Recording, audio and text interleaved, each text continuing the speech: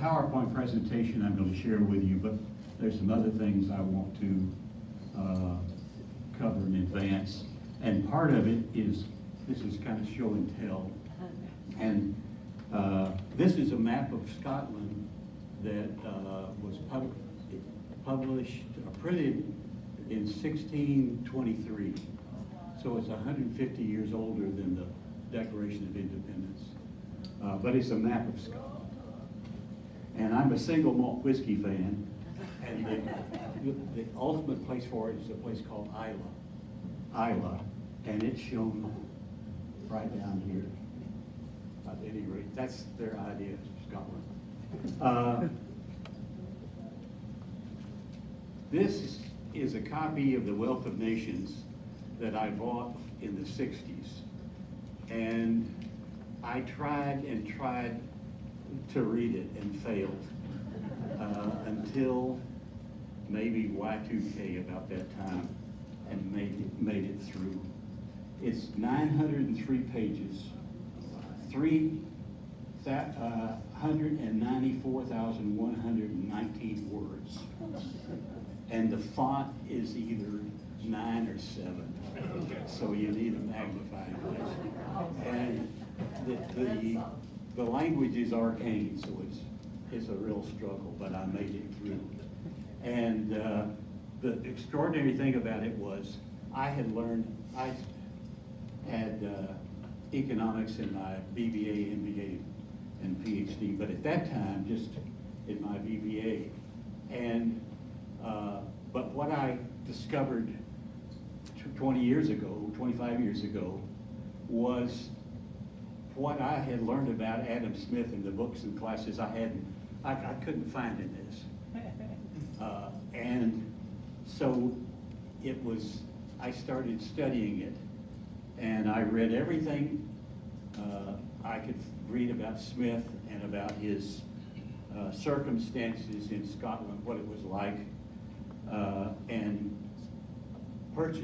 I read several hundred books, purchased probably all of them, and some of them were written when Smith was alive, so I could learn things about him. So after a few years, I said, I'm going to start writing some of this down, and I did, and I did, and I did. And here is Adam Smith's Betrayal and Moral Decline of America, published. I didn't publish, but I completed it in 2006. Adam Smith Betrayed, Prophet Agreed, 2007. The Invisible Fist, Adam Smith's Life and Works and the Betrayal by Modern Economists. And then 2010, Creed Agreed, Adam Smith Betrayed in the Moral Decline of America. That's a repetition. And then I published this, and I had it bound so I could give it to people to evaluate, and it doesn't have a publication date. Actually, this is the one. It doesn't have a publication date. So 1, 2, 3, 4, 5 manuscripts, and it's like, you've heard about fiction writers where the characters take over, they write the book.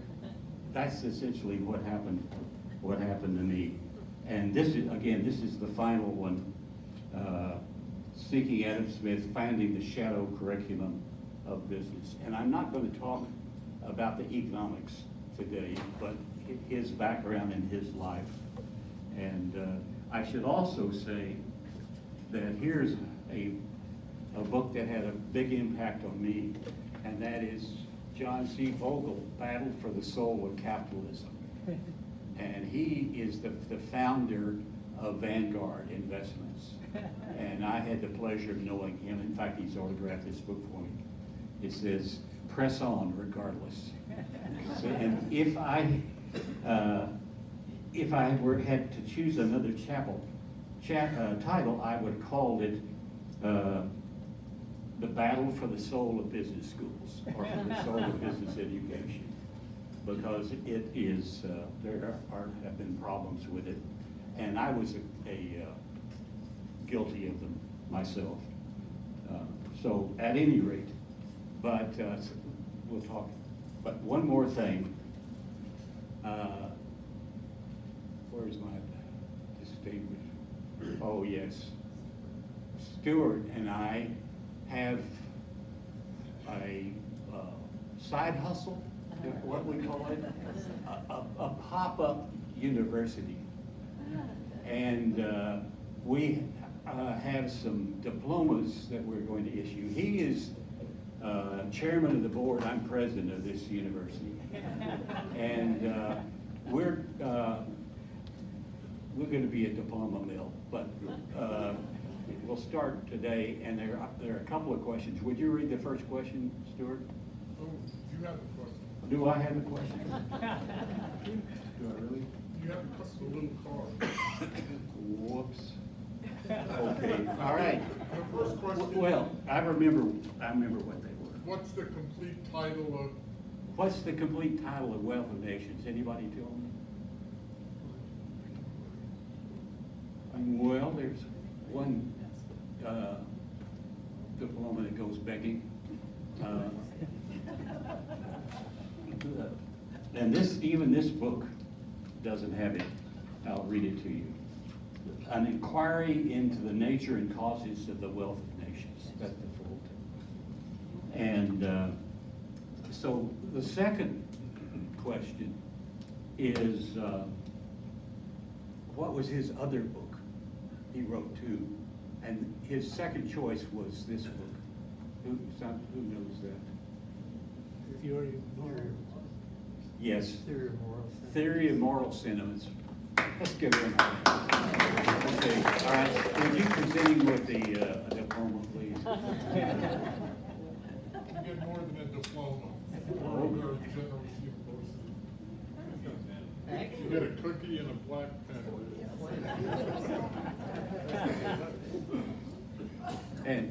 And So, the sociologist discovered that book about, because he wrote that. Well, you only get one day. Yeah. but I made it out. I printed those up. That's ChatGPT, by the way. I printed those up and put the name John Doe. So you write on that how you want your name printed, and if you want to leave any letters for degree But the afterwards. chairman and the president have to sign. We will after No. you get your name on it. Yeah, you will. Yeah. So you have a pen to write your name to. Okay. All right. And then all of your initials. If you so wish. And by the way, there are some more, so don't give up hope. So let me fire up here.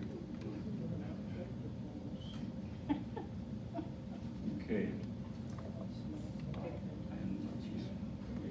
Chair, I can remove that chair. Oh, of course.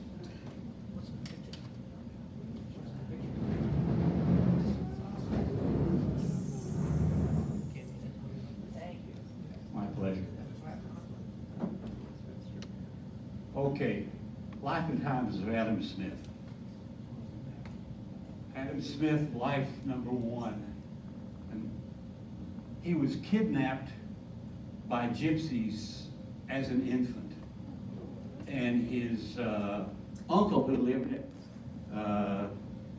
nearby, got wind of this and rode on horseback and brought him back. And one wise guy said that was good for the world because he made a better moral philosopher than a gypsy. He was spacey. He smiled and mumbled when there were conversations taking place, including during church services. He was caught his house was right on the fourth of Big Bay between Kirkcaldy, where he lived, and Edinburgh. And he was caught walking along the beach in his nightshirt. He also was walking by a tanning pit and fell in it. He was at his sister's house, and he took a piece of bread and wadded it up, put it in his teacup, poured hot water on it, and said it was the worst tea he had ever had. And he didn't write anything. He dictated, though it was transcribed, and he would, when he'd dictate, he would lean against the wall, and that's how this book came to be. He had unrequited love. He was, no one has stated for sure about who he loved, and unrequited only in the sense that he wasn't allowed to marry. And the story is that she was from an aristocratic family and he was from a lowly family, so that could not have happened. But he said, in his terms, my library is my bowl. In other words, is my love. So, sorry about that. Here is a bar that he and David Hume, the philosopher, went to, and apparently they were thrown out of it because you couldn't talk about religion or politics in it, and they probably talked about both. And several years ago, I went to this, and it was quite a dump at that time to try to get in, because the story dates, Tony Blair was in power then, and I was going to go in and say, Tony Blair, he's Catholic. I was going to say he's a Catholic, and they don't let you talk about soccer there either, football. So, and I said, Tony Blair's a Catholic and he's a bad soccer player, but it was close, so I didn't get to do it. It's in Glasgow, and it's so it's been fixed up, and it's a very nice restaurant at this time, but I haven't been there. He was baptized in Kirkcaldy in June 5th, 723. The life as a Presbyterian in that period was extremely strict. It was considered to be irreligious to have fun. And there was a play at one time where it was notorious because it was a very silly play, innocent play, a romantic play, but good Presbyterians didn't go to see silly plays.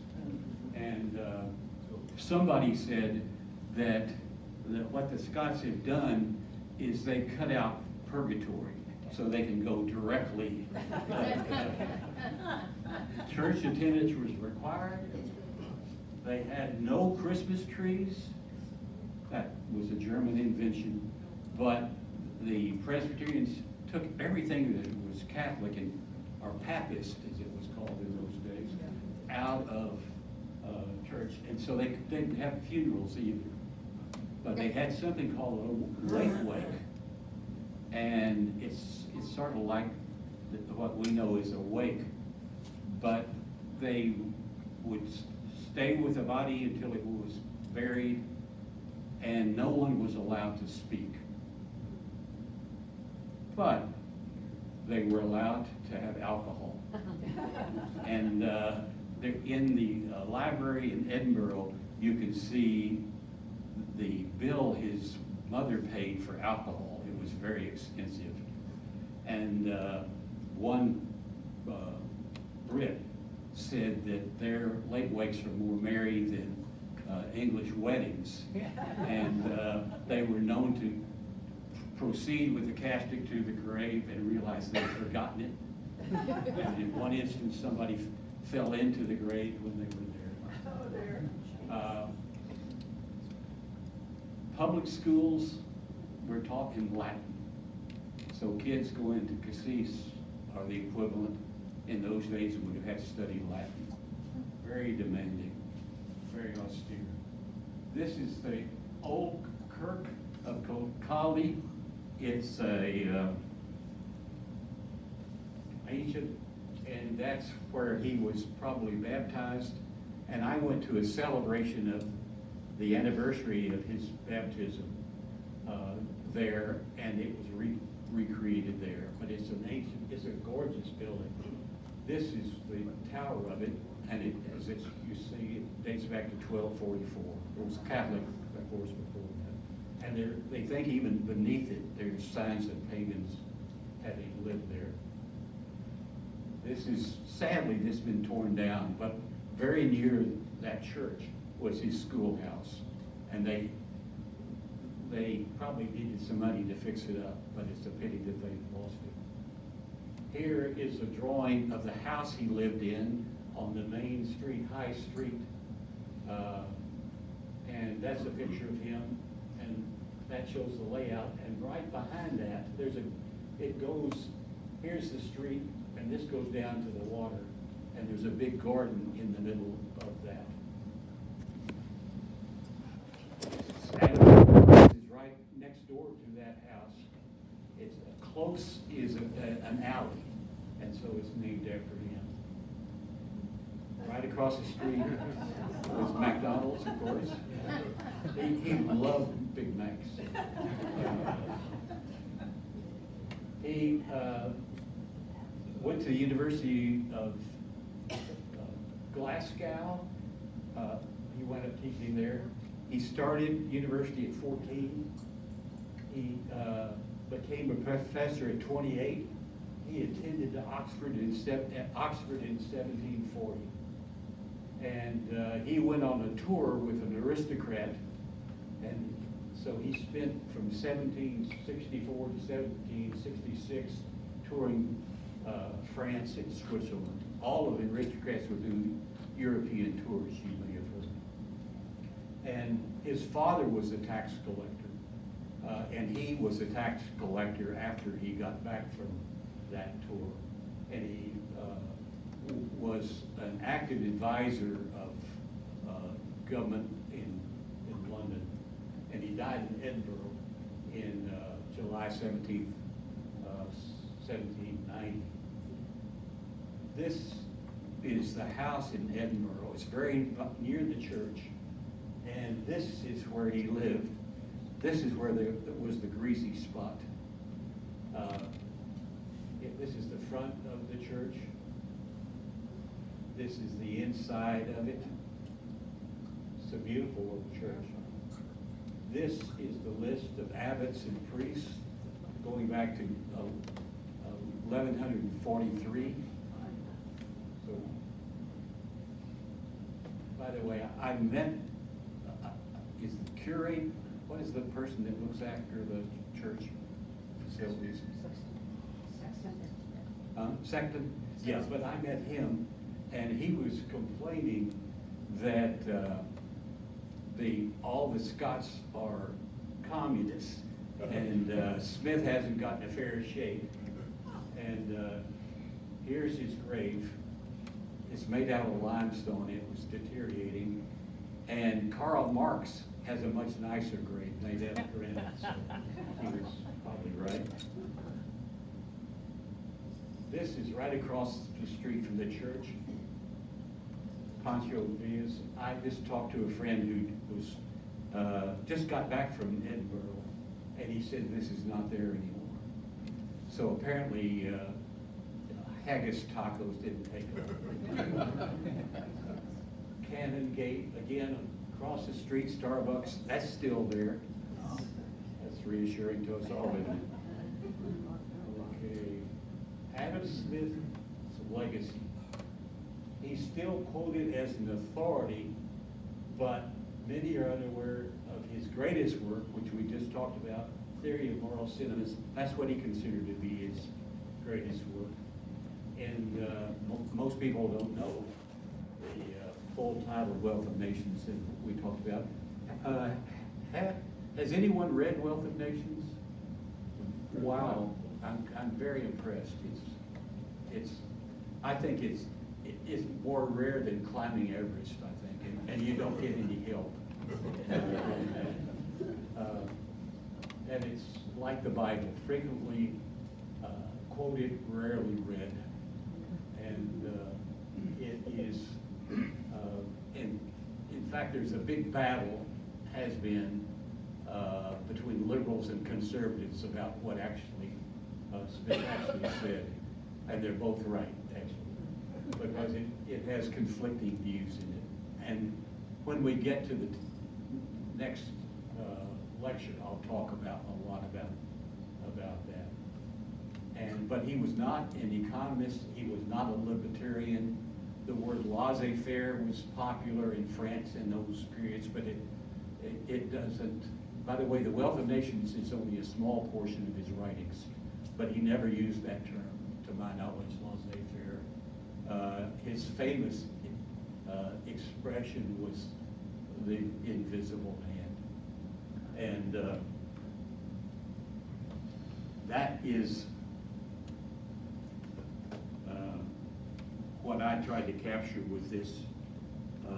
This is about the Blake, and that is, whose hand was it?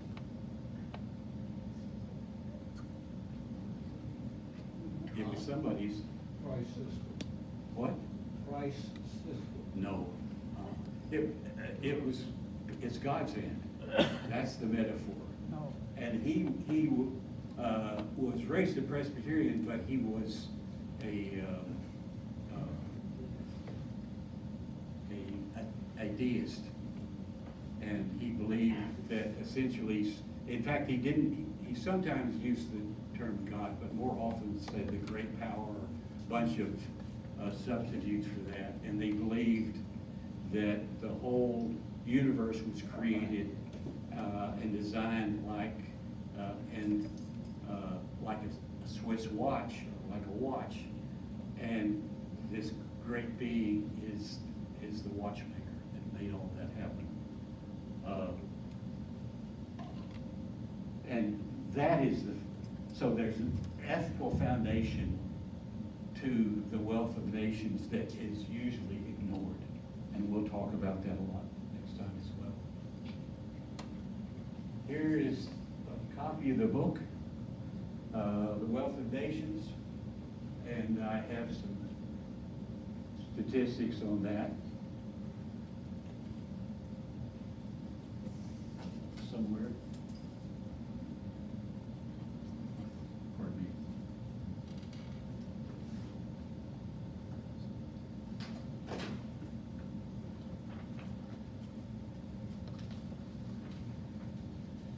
The Theory of Moral Sentiments had 6 editions.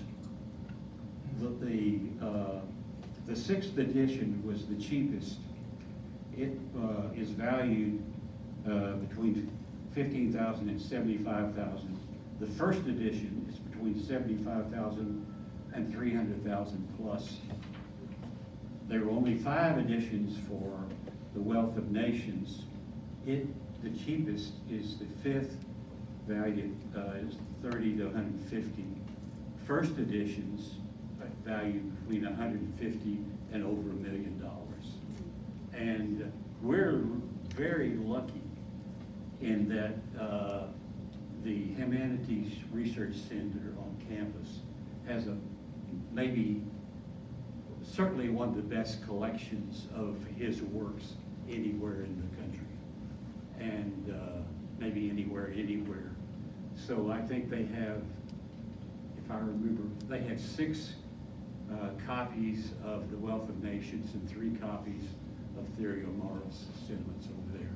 And if you can get in, you can actually see and touch the book. No markers in the room, but you can see them. It's quite impressive.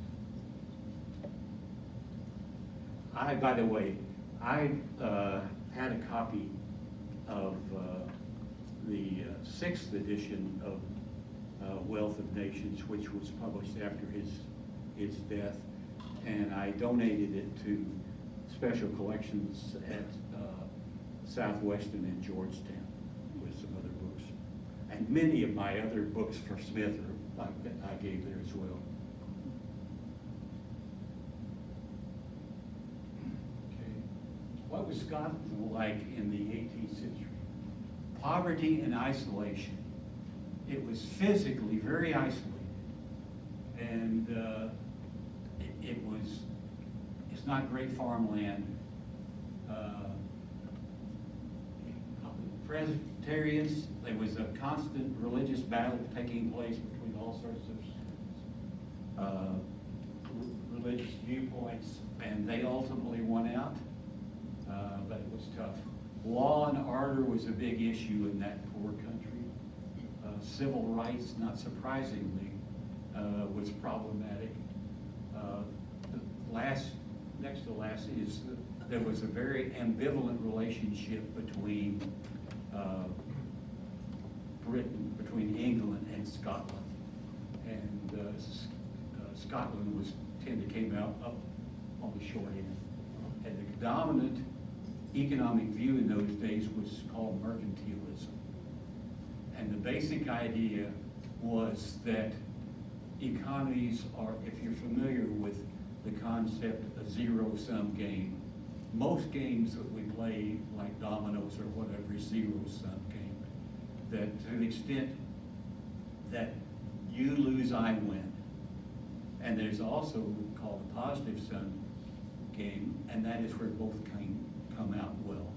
And one of the special contributions of Smith was introducing the notion that economies of that countries can both be better off if they engage in trade. It's better that Brazil grow coffee beans and we make computers than that us trying to grow coffee beans here and they're trying to do computers then. Proximity between Ireland and the continent. This is a very important thing about isolation. Anybody have a guess how far it is, the closest distance between, your guess, Ireland and Scotland? 19 miles. It's very close. And it's much closer to Europe and easier to get to than going to London. And he traveled most everywhere on horseback, but it was a lot easier to sail to Europe than to Britain, and that's when the Europeans were always invading, the French particularly invading Scotland across that. The countryside was isolated to be during winter very muddy and mushy, and the highlands were the Appalachia, and the clans all existed there, and that's the tribal stage of clans. That's happened all over the world. And the amount of wealth is fixed, whether it be gold coins or cattle or whatever. So the way you increase your wealth is to steal it from somebody else. And there were no factories, there were workshops that made things, everything was handmade. It was pre-industrial revolution. And then scientists and economists were not in the dictionary of that period. More details. Here's a map, and you can see the red arrow showing the proximity of Ireland to Scotland. And there's London. Aberdeen is marked, and then you could sail from Aberdeen to Bergen quite easily rather than go to London. Here is a hand drawing of that, so you should see it more clearly. If you see right in the middle, there's a place called Ben Nevis. Can you see that? Let's see. Whoops.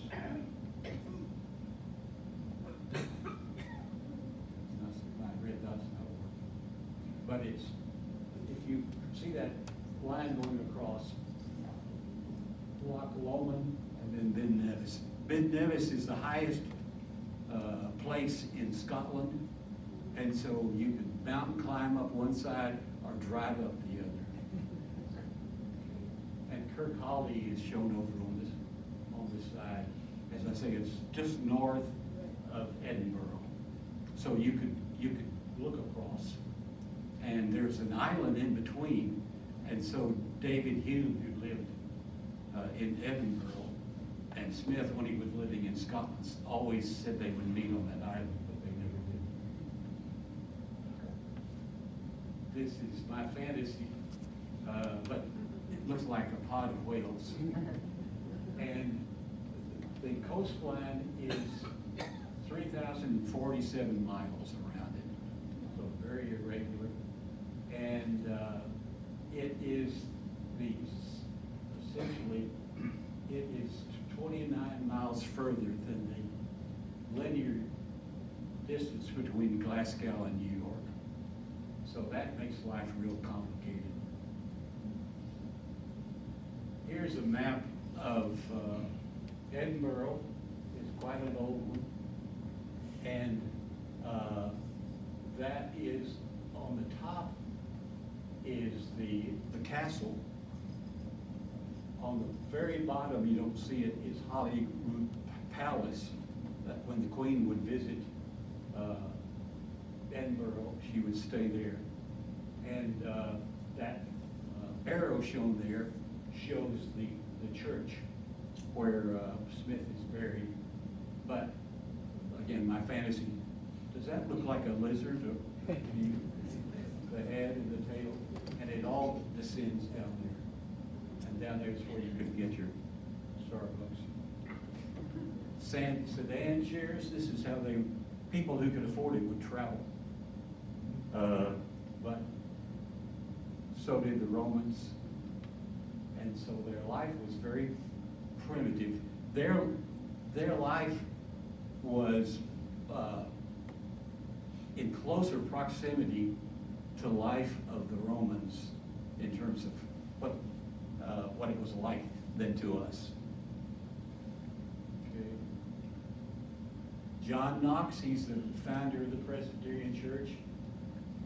Quite an extraordinary guy at his time. He was a galley slave captured by a French and rode on a boat.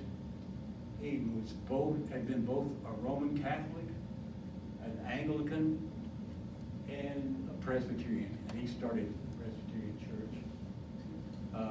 The last heretic was hung in 1694. That's 27 years before Smith was born. The last witch was burned in 1736, 13 years before Smith was burned. And I don't know about any heretics hung in this country, but we certainly burned our witches.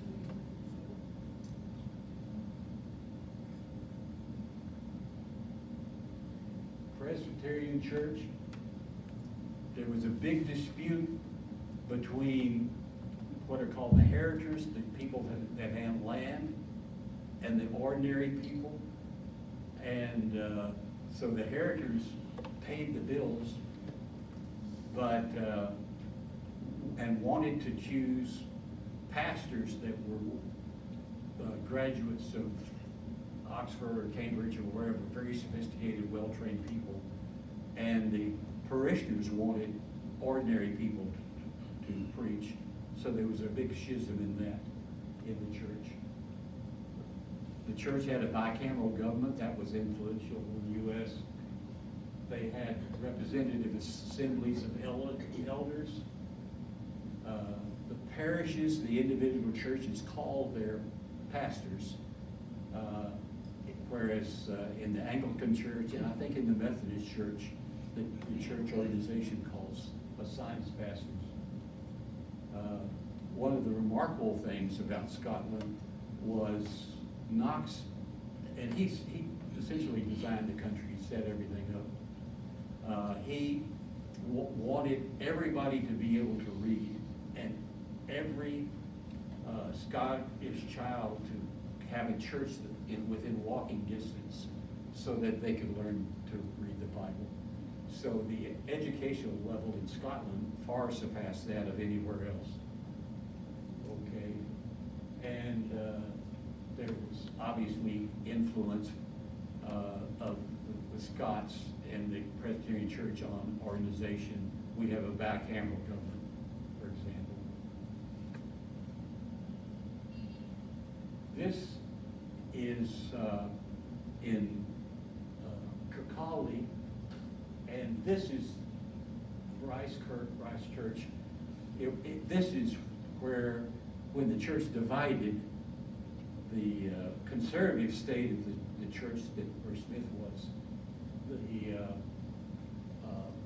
liberals, or the lower income people, went to this church, which is just a rock's throw, literally, from the other one.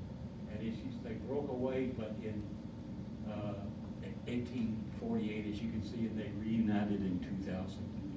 And we're having trouble in this country with declining membership in the Presbyterian Church and other mainstream churches, but they have it in real spades.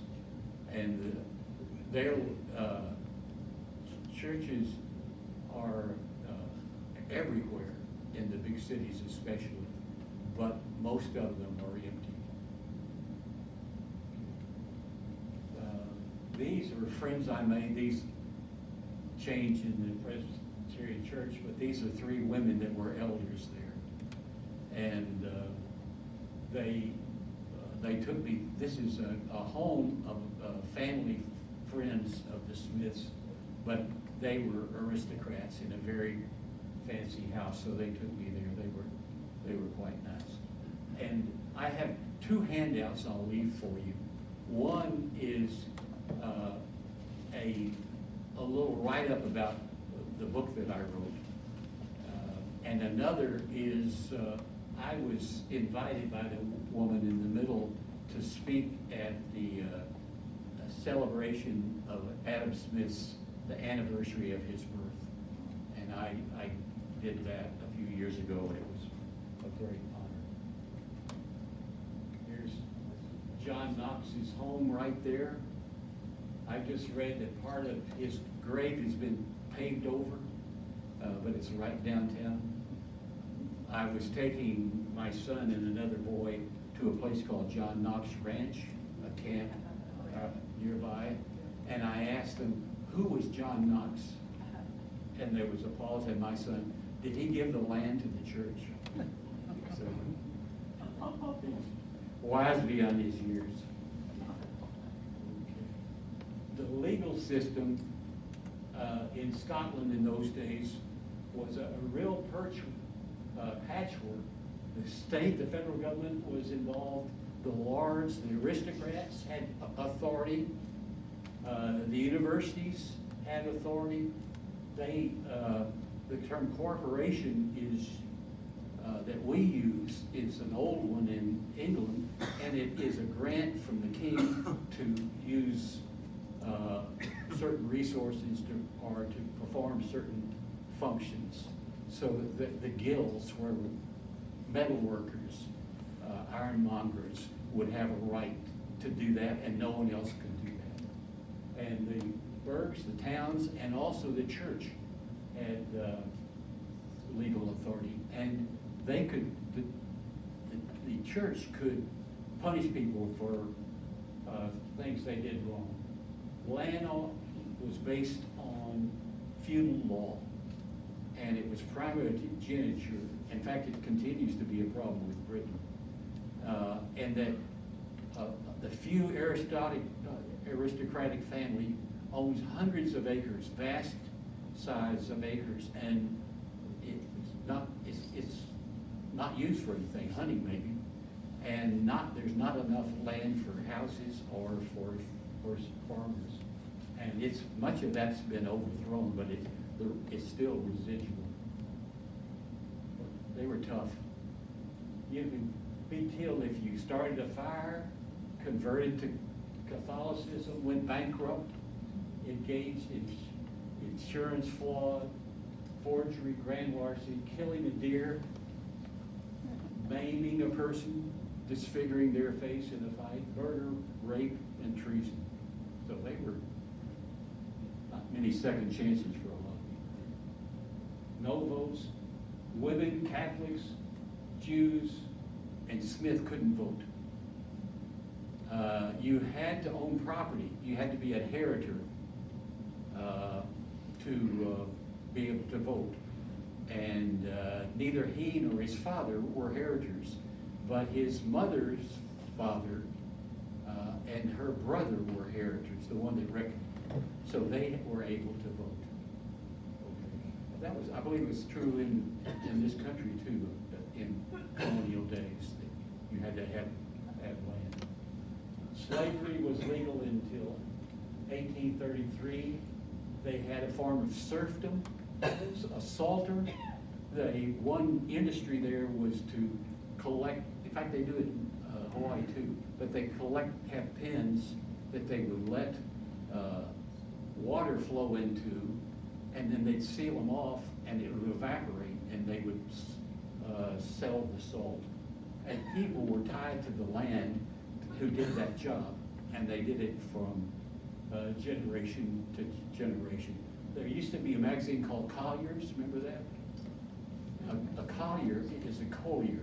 It's a person who works in the coal mine. And they weren't slaves, but they were close. Because if you worked in a coal mine, you would be sold along with the mine if someone bought it. If you escape for 7 years, you're free. But otherwise, you're stuck there generation to generation. And again, they had indentured slavery there, and a lot of people came from, in fact, Great Britain to the U.S. Anyone know why they're called indentured? It's, let's see. Beg your pardon? I'm trying to look for a paper. I'll just use this one. There would be an agreement, indentureship would be a contract. And then they would tear it this way.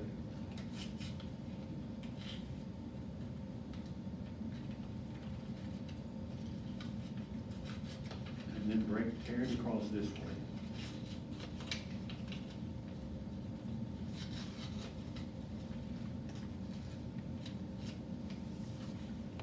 Teeth. That's what it's supposed to mean. These are teeth. 1, 2, 3, 4, 5 teeth. And so this is a way of ensuring that you're matched up with the right person, because the tears are unique.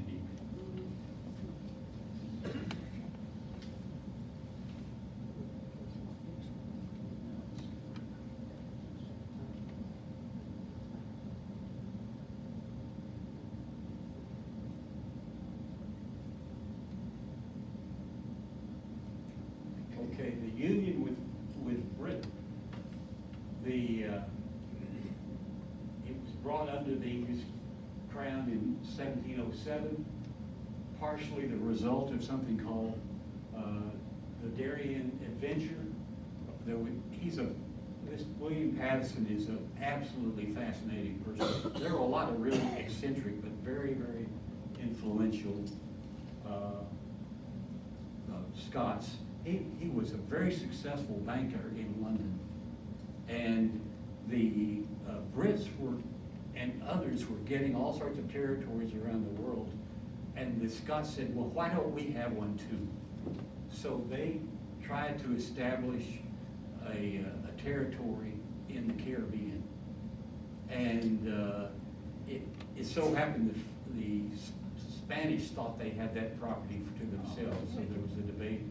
And the Brits did everything to undermine their success, and many people died doing it. Sean Connery once went on an expedition there.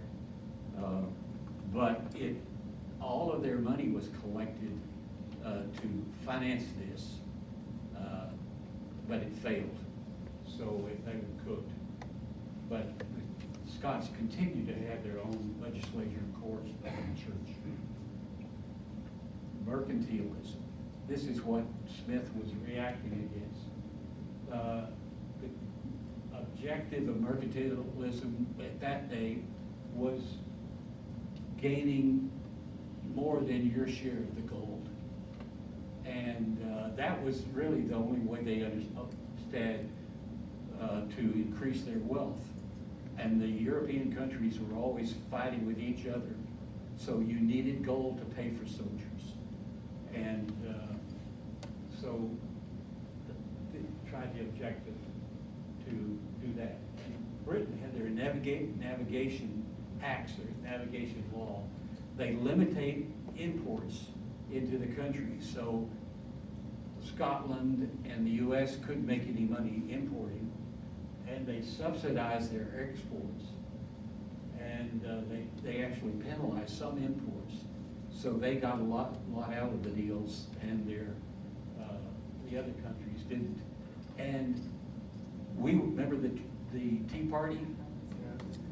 There was a lot of that going on, and there was a lot of trade secrets, and so they tried to keep our workers primitive and keep all the technology in Britain.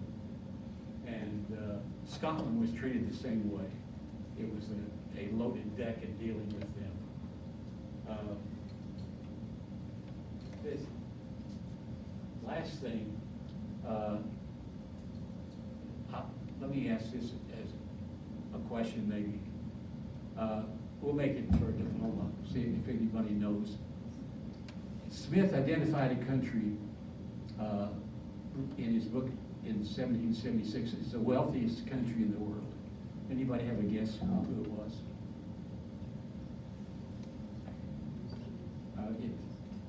It's hard to guess. It was China.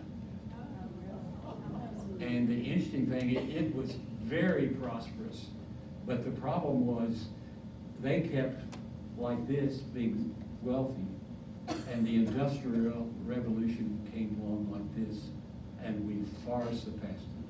And what's happened? Anyway. Okay. This is the Enlightenment, the Scottish Enlightenment, and it's like an hourglass to my mind. There was the ancient world, the Dark Ages, and then the Enlightened Age, and the sand was falling out from under that, the assumptions of that era, and reconfiguring below. So superstition was profound, replaced by reason. All white Protestant landowners were treated equally in that period, and now all humans ostensibly are created equal in this period. The Scottish Enlightenment was a distinct portion of that. There's a concept called the Great Chain of Being. What it means is God created all living things, and there is a chain or a hierarchy down to the lowest things. Who comes after God? Kings, the divine right of kings, and the Pope would take exception with that, and then everybody else. And the view was, if you were down as a salter or as a collier, you were stuck there, and your family been that way as far back as you can imagine, and it will continue that way. And all of this was tossed out. There were two enlightenments. Beg your pardon? Yeah, you're very good, yes. I've read that in terms of people, but is it for other things too? I mean, yeah, well, yes, that's very good. That's two enlightenments. There's a debate about when it began, but Copernicus started one in science. Martin Luther started another. It was the rise of commerce and commodores. And those two things went together, because it used to be that all the wealth was in the hands of the rich, the property people, but people were beginning to engage in trade, and making a lot of money. So a lot of these battles were economic as well as social. The Scottish Enlightenment was very short,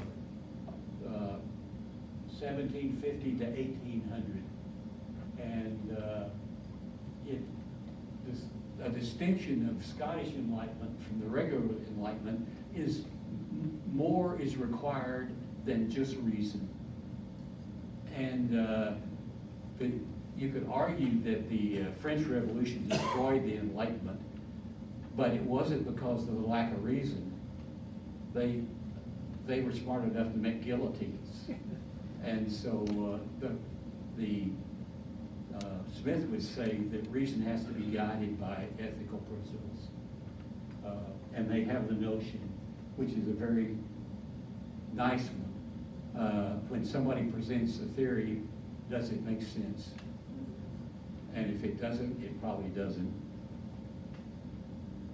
Okay, this is GPT.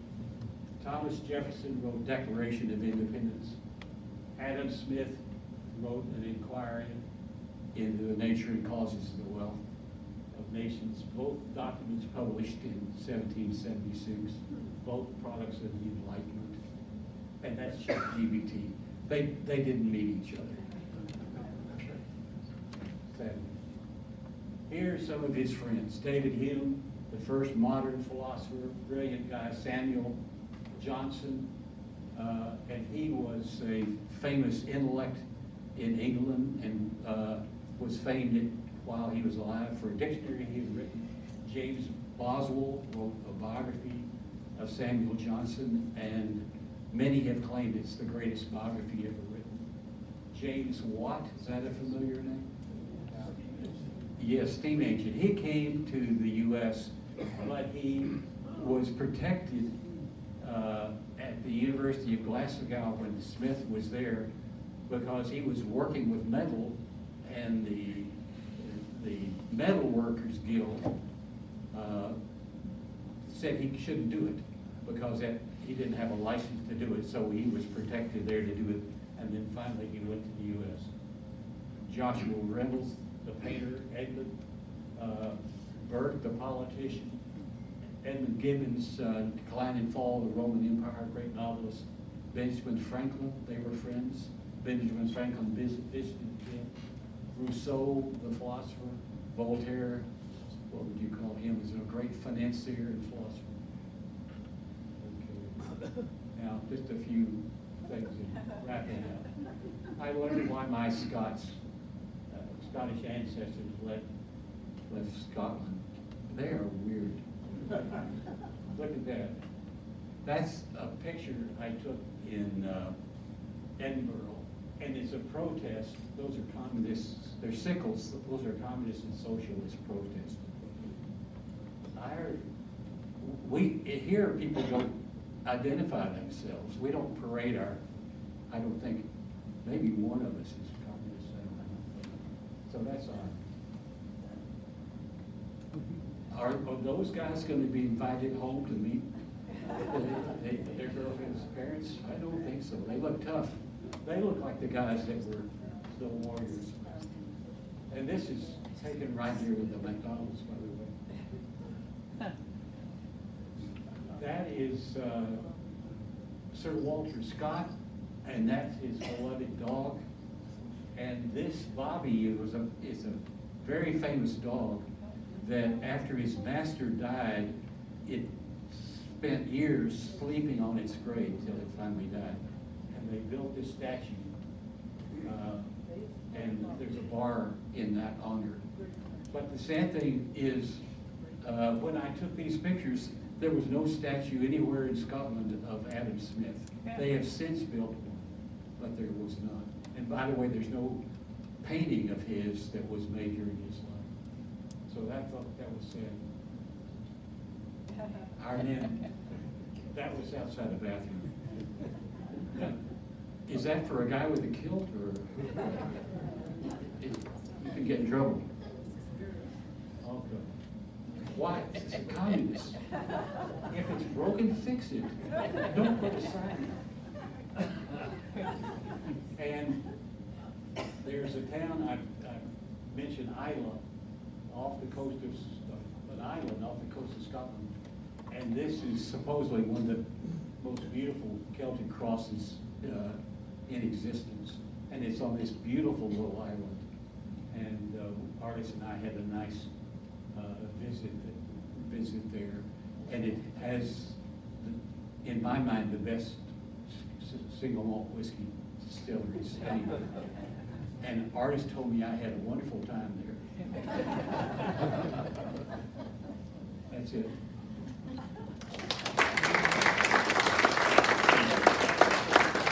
When is this call next week? Or two?